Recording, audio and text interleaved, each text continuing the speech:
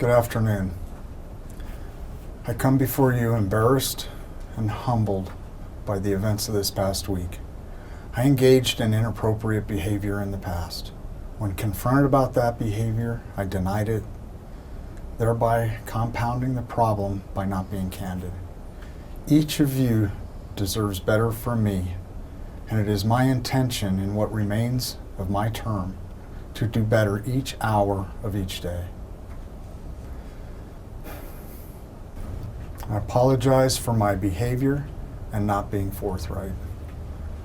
I come to offer you an apology and tell you how I envision the future of this office as we move forward. I know these events and media attention are a distraction, and I appreciate everyone's ongoing commitment to completing the office mission day in and day out, despite it. I cannot change the past, but I can take what I have learned and experienced and use it to better serve you and the community of El Paso County better than ever before. And that is what I intend to do. Given that my term will expire in the near future, my goal is to begin preparing and assisting with the transition. I will work with each of you and the new sheriff to make that transition as seamless and painless as possible. Quite frankly, the office is in very good shape. We're on budget, and we are staffed with a dedicated and well-trained workforce. I foresee very few changes. Indeed, only in the most urgent and dire circumstances will there be any personnel actions. The published policies and procedures of this office will be followed to the letter. I have long known the value of forgiveness. Some of you have benefited from that.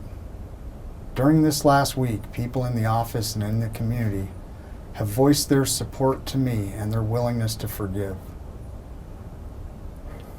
It's a very humbling experience, and it's one that will make me a better manager and a better sheriff.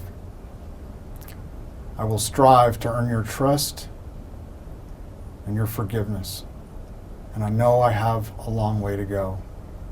But we've come a long way together, securing increased funding to keep each of you and each citizen of this county safer, better protected. We have the finest training facilities in the state. The organization, as well as the community, has benefited from the new headquarters building, which allowed us to centralize many of our services.